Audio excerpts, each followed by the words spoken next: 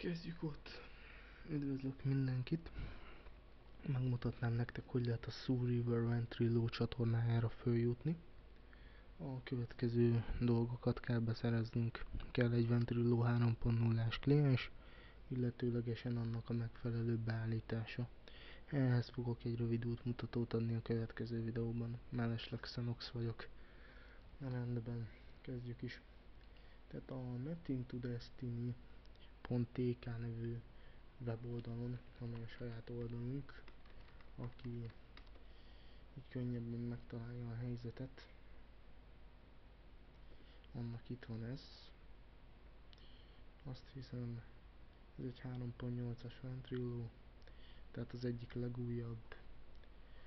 És hogyha ezzel végeztetek, akkor nekem ugyan egy ilyen Ventrimixen van, de ugyan ennyi volt az összkülönbség, tehát amint felraktátok a Ventrilo nevű programot, egy ilyen ablak fog megjelenni. Innen a következő lépéseket kell megtenni. Létre kell hozni egy felhasználót, amit itt a nyúlra kattintva meg tudtok tenni.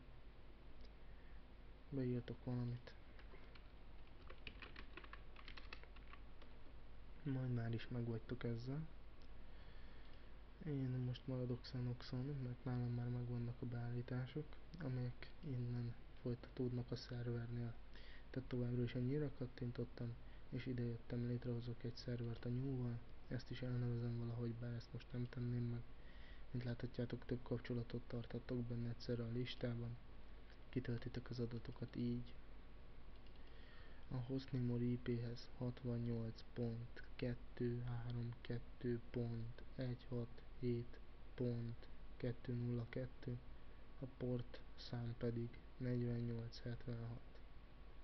Rendben, ezzel sikerült megcsinálnunk, hogyha minden jó, akkor egy ilyen üzenetet fogunk kapni, hogy nyomjunk egy gombot a csatlakozáshoz, de mielőtt ezt megtennénk, elmegyünk a setupba.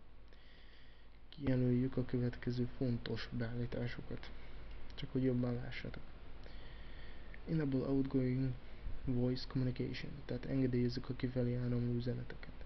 Use push to talk hotkey PTT mód, hogy gombnyomásra aktiválódjon a mikrofonunk, tehát ne halljanak mindent a háttérben az illetők. Use direct sound input use detect input to detect hotkey, tehát hogy különböző környezetekben is használhassuk azt a gombot, amivel beszélni fogunk, mert ez alapértelmezésben nem így van.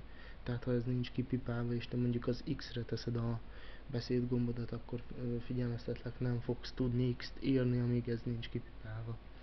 Nos, a gombot pedig úgy állíthatjuk be, hogy bekattintunk ide az üres részbe, majd megnyomjuk a gombot, amivel beszélni szeretnénk.